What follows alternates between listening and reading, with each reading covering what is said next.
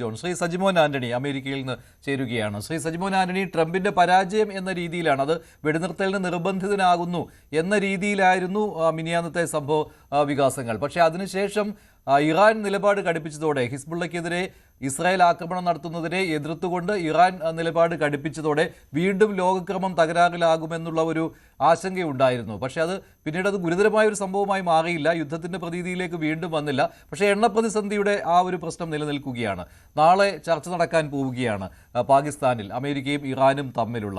എന്താണ് ഇപ്പോൾ ഈ ചർച്ചയെ താങ്കൾ ഏത് രീതിയിലാണ് കാണുന്നത്? അമേരിക്ക ഇതിൽ എന്തിനും വഴങ്ങുന്ന ഒരു സ്ഥിതിയിലേക്ക് വരും എന്നാണോ?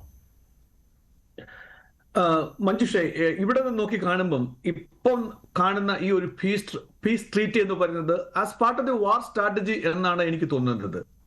എന്നാൽ എക്സ്പ്ലെയിൻ ചെയ്യാം എന്താണെന്നുള്ളത്. ഇന്ന് നമ്മൾ 42 ദിവസം കഴിയുമ്പം clock is ticking, count down start ചെയ്തു. കാരണം US കോൺഗ്രസിന്റെ പെർമിഷൻ ഇല്ലാതെ ഈ യുദ്ധത്തിന് പോയ അമേരിക്കൻ പ്രസിഡന്റ് ട്രംപിന് ഇനി 18 ദിവസം കൂടെ ബാക്കിയുള്ളൂ. അത് കഴിഞ്ഞിട്ട് according to 1973 war rule strategy policy അനുസരിച്ചിട്ട് അപ്രൂവൽ ഇല്ലെങ്കിൽ 30 days വിഡ്രോവൽ പീരീഡ് ആണ്. അപ്പം അതുകൊണ്ടാണ് ടൈം ഈസ് ടിക്കിംഗ് എന്ന് ഞാൻ പറയാൻ കാരണം 18 ദിവസം എന്നുള്ളത്. ഇനി ഇവിടെ നമ്മൾ സംസാരിക്കുമ്പം രണ്ട് കക്ഷികളുണ്ട്. അതായത് ഇറാൻ ഒരു സൈഡിൽ നിൽക്കുവാണെങ്കിൽ ഇസ്രായേലും അമേരിക്കയും മറു സൈഡിൽ നിൽക്കുന്നു. രണ്ടുപേർക്കും ചില കാര്യങ്ങളിൽ വിജയങ്ങൾ വന്നിട്ടുണ്ട്, ചില കാര്യങ്ങളിൽ പരാജയം വന്നിട്ടുണ്ട്, ഒരു സ്ട്രാറ്റജിക് ഷിഫ്റ്റ് വന്നിട്ടുണ്ട്. ഇതിനു മുമ്പ് ഐസക് സാർ പറഞ്ഞ മുടക്ക് തന്നെ എന്താണ് നമുക്ക് പെട്ടെന്ന് നോക്കാം. 60 ദിവസം കഴിഞ്ഞ് 60 ദിവസം എന്താ പറയുന്നത്, ഓരോ ദിവസം കഴിയുമ്പോഴത്തേക്കും അമേരിക്കയിലെ ഈ വാർ അൺപോപ്പുലർ ആയിക്കൊണ്ടിരിക്കുകയാണ്. തുടക്കത്തിൽ ഇതൊരു 55% ഒപ്പോസ് ചെയ്യുമായിരുന്നെങ്കിൽ ഇന്ന് അത് 65-67%. ചില ഏരിയകളിലൊക്കെ 90%ഓളം ഈ ഒരു യുദ്ധത്തിന് എതിരായിട്ടാണ് അമേരിക്കൻ ജനതയുടെ ഒരു അപ്രൂവൽ അല്ലെങ്കിൽ ഇത് പറയുന്നത്. അതിനെയൊക്കെ ഊന്നി പറയുന്നതായിരുന്നു ഇതുവരെ നടന്ന ഈ ദിവസങ്ങളിൽ നടന്ന ഇടക്കാല ഇലക്ഷന്റെ റിസൾട്ടുകൾ പോലും അതിന് ഒരു ഉദാഹരണമായിരുന്നു. ട്രംപിന്റെ കോട്ടയായ ജോർജിയയിൽ ഉണ്ടായിരുന്ന ആ ഒരു സീറ്റ് പോലും 35% നിന്ന് വെറും 11% റിപ്പബ്ലിക്കൻ പാർട്ടിക്ക് അത് ക്യാപ്ചർ ചെയ്യാൻ പറ്റിയ തവണ നിലനിർത്താൻ പറ്റിയത്. ഓർക്കണം, 25% വോട്ടിങ്ങിന് ഒരു കുറവാണ് അവിടെ ഉണ്ടായത്, നമുക്ക് കാണാൻ പറ്റും. അതുകൊണ്ടൊക്കെ തന്നെ ഇതുവരെ അമേരിക്ക അല്ലെ ഇസ്രായേല് ഒരു ബോംബ് തപ്പിയായിരുന്നെങ്കിൽ പോയിരുന്നുവെങ്കിൽ എനിക്ക് തോന്നുന്നത് ഇനി അമേരിക്കയ്ക്കും സഖ്യകക്ഷികൾക്കും അല്ലെ പ്രത്യേകിച്ച് ഇസ്രായേലിനും 2 ബോംബ് ഡീൽ ചെയ്യണം. ഒന്ന് ന്യൂക്ലിയർ ബോംബും, രണ്ടാമത്തേത് സ്ട്രൈറ്റ് ഓഫ് ഹോർമുസ് എന്നുള്ളൊരു ബോംബും എന്നുള്ള റിയാലിറ്റി. ബേസിക്കലി ഇതിനു മുമ്പ് നമ്മളൊരു ടോപ്പിക്കായിട്ട് സംസാരിച്ചു എന്നെങ്കിൽ പോലും സ്ട്രൈറ്റ് ഓഫ് ഹോർമുസിന് ഇത്രയും പ്രാധാന്യമുണ്ട്, അല്ലെങ്കിൽ ഒരു ന്യൂക്ലിയർ ബോംബിനേക്കാളും കൂടുതൽ ഇമ്പാക്ട് ലോകത്തിൽ മൊത്തം ഉണ്ടാക്കാൻ പറ്റും എന്നുള്ളതിന്റെ ഒരു ഉദാഹരണം നമ്മൾ ലൈവായിട്ട് കണ്ടുകൊണ്ടിരിക്കുന്ന ഒരു മൊമെന്റിലാണ് ഇപ്പോൾ നമ്മൾ ജീവിച്ചുകൊണ്ടിരിക്കുന്നത്. അതോടൊപ്പം പാർട്ട് ഓഫ് ഇതൊരു വാർ സ്ട്രാറ്റജി ആണെന്ന് പറയാനുള്ള ഒരു മെയിൻ റീസൺ എന്ന് പറഞ്ഞു കഴിഞ്ഞാൽ അമേരിക്കയ്ക്കും ഇസ്രായേലിനും റീപ്ലനിഷ് ചെയ്യേണ്ട ആവശ്യമുണ്ട് യുദ്ധ സാമഗ്രികൾ. ഓക്കെ, അങ്ങനെ മൾട്ടിപ്പിൾ റീസൺസ് ഉണ്ട്. അമേരിക്കയുടെ സൈഡിൽ നിന്ന് നോക്കുകയാണെങ്കിൽ അതുപോണെങ്കിൽ തന്നെ ഇറാന്റെ സൈഡിൽ നോക്കുകയാണെങ്കിൽ 250-ലധികം ലീഡേഴ്സ് IRGCയുടെയും ഈ പറഞ്ഞ ഇറാന്റെ മുഖ്യ ഭരണകൂട്ടത്തിലുള്ള ടോപ്പ് Tier 1, Tier 2, Tier 3 വരെ നാമാവശേഷമായി. അപ്പൊ അതൊരു വലിയൊരു സെറ്റ് ബാക്ക് ആണ്. ഇനിയുള്ളത് അവരുടെ മിലിറ്ററി പോലും ഡീസെൻട്രലൈസ് ചെയ്തുകൊണ്ടിട്ട് ഈ ഒരു 3rd ലെയർ അല്ലെ 4th ലെയർ ആണ് ഇപ്പൊ നമ്മൾ എന്താ പറയുക അവരവിടെ ഓപ്പറേറ്റ്. ഇടയ്ക്ക് തോന്നി ഇസ്രായേലും അമേരിക്കയുമായിട്ടും എന്തെങ്കിലും ഒരു ഷിഫ്റ്റ് ഉണ്ടോ അല്ലെങ്കിൽ സ്ട്രാറ്റജിക് ഡിഫറൻസ് ഉണ്ടോ, ഡിബേറ്റ് ചെയ്യുന്നുണ്ടോ എന്നുള്ളത് നമ്മൾ നോക്കി. എനിക്ക് തോന്നുന്നത് ഒരു പരിധി വരെ ഒരു 90% അക്യൂറസിൽ പറയുവാണെങ്കിൽ ഇത് അമേരിക്കയുടെ വാർ അല്ല. ട്രംപ് പോലും ഇതിനകത്ത് ഹെസിറ്റന്റ് ചെയ്ത് നിന്ന വാറാണ്. എന്നാൽ ബെഞ്ചമിൻ നെതന്യാഹു ട്രംപിനെ കയ്യിൽ പിടിച്ച് വലിച്ചു ചാടിച്ച് ഇത് അമേരിക്കയുടെ വാറാക്കി മാറ്റിവെച്ചതാണ് എന്നുള്ളതാണ് ഇവിടെ നിന്നുള്ള അഭിപ്രായം പറയുന്നത്. അത് ജനതയുടെ മാത്രമല്ല, ഡെമോക്രാറ്റിക് പാർട്ടിയുടെയും റിപ്പബ്ലിക്കൻ പാർട്ടിയുടെയും ഇൻക്ലൂഡിംഗ് മാഗായുടെ വലിയ സപ്പോർട്ടേഴ്സ് ആയ ഇൻക്ലൂഡിംഗ് ടക്കർ കാൾസൺ, മേഗൻ ഖെല്ലി പോലുള്ള വളരെ ഫേമസ് ആയിട്ടുള്ള മാഗ പീപ്പിൾ പോലും ഇന്ന് അൺഇക്വിവക്കലി ഇതിനെ സപ്പോർട്ട് ചെയ്യുന്നില്ല. ട്രംപിന്റെ പേര് എടുത്തു പറഞ്ഞ് അവർ ക്രിട്ടിസൈസ് ചെയ്യുന്നുണ്ട് എന്നതും എടുത്തു പറയേണ്ട ഒരു കാര്യമാണ്. എന്ന് പറയുമ്പോൾ അമേരിക്ക തോറ്റു എന്ന് അങ്ങനെയല്ല ഞാൻ പറയുന്നത്. കാരണം ഈ ഒരു യുദ്ധത്തിന് ആരും ജയിക്കുന്നില്ല, എല്ലാവരും തോക്കുന്നുള്ളൂ. അതാണ് ഒരു ഫാക്ട്. ഇറാന്റേതായ ഒത്തിരി നാശനഷ്ടങ്ങളുണ്ട്. ഇനി ഇതിനെ തിരിച്ച് ഒരു പഴയ ഇറാനിലേക്ക് കൊണ്ടുവരണമെങ്കിൽ വളരെയധികം സമയവും ശേഷിയും ഇമ്പാക്ട് വിടാതെ ഉണ്ടാവാൻ, ഇഫക്ട്സ് ഇല്ലാതെ ഉണ്ടാവാൻ ആ ഒരു ലെവലിലേക്ക് വരില്ല എന്നുള്ള കാര്യത്തിൽ സംശയമില്ല. പക്ഷേ നാളത്തെ ചർച്ചയെ പോസിറ്റീവായിട്ട് കാണുന്നു എന്ന് JD വാൻസ് പറയുകയുണ്ടായി. അദ്ദേഹം പാകിസ്ഥാനിലേക്ക് തിരിച്ചുവല്ലോ. ട്രംപ് കൃത്യമായിട്ട് ഒരു നിർദ്ദേശം നൽകിയിട്ടുണ്ട് എന്നും അദ്ദേഹം പറയുകയുണ്ടായി. ഇറാൻ നല്ല വിശ്വാസത്തിൽ, ശരിയായ വിശ്വാസത്തിലാണ് ഈ ചർച്ചയെ സമീപിക്കുന്നതെങ്കിൽ അതൊരു നെഗോസിയേഷനിലേക്ക് പോകും എന്നുള്ള വിശ്വാസമാണ് അമേരിക്ക പ്രകടിപ്പിക്കുന്നത്. അപ്പോൾ ട്രൂ സ്പിരിറ്റിൽ തന്നെയാണല്ലോ അമേരിക്ക ഇക്കാര്യത്തിൽ യുദ്ധം നിർത്താം എന്നുള്ള കാര്യത്തിൽ, അല്ല ഇറാനേക്കാൾ അമേരിക്കയ്ക്കാണ് ഇത് ആവശ്യം. മഞ്ജുഷ, ആ ഒരു കാര്യത്തില് ആദ്യമായിട്ടാണ് ഇറാനുമായിട്ട് അമേരിക്കയുടെ വൈസ് പ്രസിഡന്റ് ലെവലിലുള്ള ഒരാൾ ചർച്ചയ്ക്ക് പോകുന്നതെന്ന് നോട്ടബിൾ ആണ്.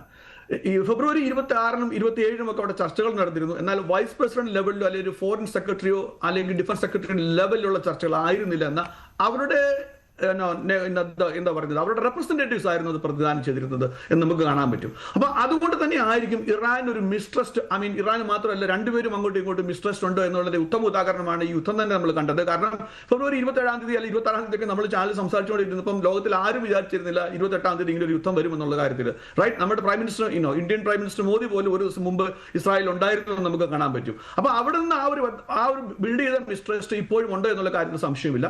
എന്നാൽ ഈ ഒരു ചർച്ചയ്ക്ക് ഒരു റീസൺസ് ഉണ്ട്. കാരണം ഈ പറഞ്ഞ ടൈം കൺസ്ട്രെയിൻസ് ഉണ്ട് അമേരിക്കയ്ക്ക്. അതോടൊപ്പം ഇന്ന് അമേരിക്കയിൽ വന്ന ഇൻഫ്ലേഷന്റെ റിപ്പോർട്ട് അനുസരിച്ചിട്ട് ഇവിടുത്തെ ഇൻഫ്ലേഷൻ 3 ഫോൾഡ് ഹയർ ആയി കമ്പയർഡ് ടു ലാസ്റ്റ് മന്ത്, അതായത് യുദ്ധം തുടങ്ങുന്നതിന് മുമ്പുള്ള സമയം വെച്ച് നോക്കുകയാണെങ്കിൽ. അപ്പം അമേരിക്കൻ ജനതയെ സംബന്ധിച്ചിടത്തോളം ഇൻഫ്ലേഷൻ വളരെ ഒരു ക്രിട്ടിക്കൽ പോയിന്റ് ആണ്. Anything ticking about 2 is a very critical thing. Joe ബൈഡന് കഴിഞ്ഞ തവണത്തെ ഇലക്ഷൻ തോക്കാൻ തന്നെ ഒരു മെയിൻ കാരണം ഇൻഫ്ലേഷനും ഇവിടുത്തെ ഇമിഗ്രേഷൻ പോളിസികളുമായിരുന്നു. അപ്പം ആ ഒരു ലെവലിൽ വന്നു കഴിയുമ്പോഴത്തേക്കും ട്രംപ് ഈസ് അണ്ടർ പ്രഷർ എന്ന് ചോദിച്ചു കഴിഞ്ഞാൽ of course yes, not militarily, പക്ഷേ ഇവിടെയുള്ള ലോക്കൽ പൊളിറ്റിക്സും മറ്റു കാര്യങ്ങൾക്കുമായിട്ടുള്ള കാര്യങ്ങളുണ്ട് എന്നുള്ള കാര്യം ഇതിനകത്തൊരു വേറൊരു ആസ്പെക്ട് പറയാതിരിക്കും കഴിയുക. കാരണം അമേരിക്കൻ അലയൻസ് എവിടെ നിൽക്കുന്നു അല്ലെങ്കിൽ മറ്റു ലോകരാഷ്ട്രങ്ങൾ ഇതിനെ എവിടെ നോക്കി കാണുന്നു എന്നുകൂടെ ഒന്ന് ടച്ച് ചെയ്യാൻ ഞാൻ ആഗ്രഹിക്കുകയാണ്. കാരണം ഈ ഒരു യുദ്ധത്തിനകത്ത് അമേരിക്കൻ അലയൻസ് അവർ ഡെസ്പറേറ്റ് ആണ്. മീൻസ് ഇന്ത്യ ഉൾപ്പെടെയുള്ള മറ്റു പല രാജ്യങ്ങളും ഈ ഇറാന്റെ ഓയിൽ അല്ലെങ്കിൽ ഇറാന്റെ ഓയിൽ ആ ഒരു ഹോർമസ് കടലിൽ കൂടെ വന്ന 20% ഓയിലിനെ ഡിപ്പെൻഡ് ചെയ്തുകൊണ്ടിരിക്കുന്ന എല്ലാ രാജ്യങ്ങളും including European unions and NATO സഖ്യകക്ഷികൾ ഉൾപ്പെടെയുള്ള ആൾക്കാർ ഓയിലിന്റെ ഒരു സ്ക്വീസിംഗ് ഉണ്ട്, അത് പ്രൈസ് റൈസിംഗ് ഉണ്ട്, ഷോർട്ടേജ് ഉണ്ട്, അങ്ങനെയുള്ള കാര്യങ്ങൾ വരുമ്പോൾ വലിയൊരു ഇമ്പാക്ട് അവരുടെ ഇക്കണോമിക്കിൽ വരുന്നുണ്ട് എന്നുള്ള കാര്യത്തിൽ.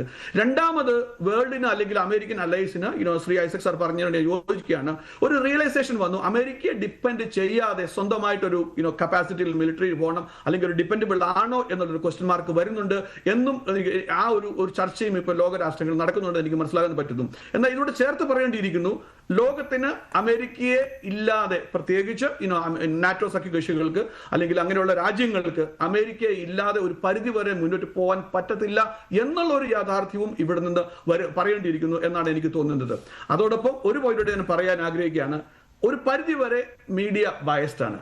കാരണം ഇപ്പൊ ഇന്ത്യയുടെ കാര്യം നമ്മൾ പറയാം, ഇന്ത്യ അമേരിക്ക കാര്യങ്ങൾ പറയുവാണെങ്കിൽ 5 മില്യൺ തൊട്ട് 5 to 6 മില്യൺ ആൾക്കാർ ഇന്ത്യൻസ് അമേരിക്കയിലുണ്ട്. എത്രമാത്രം ആൾക്കാർ ഇറാനിലുണ്ട്? 6000-ഓ 8000-ഓ ആൾക്കാരേ ഉള്ളൂ.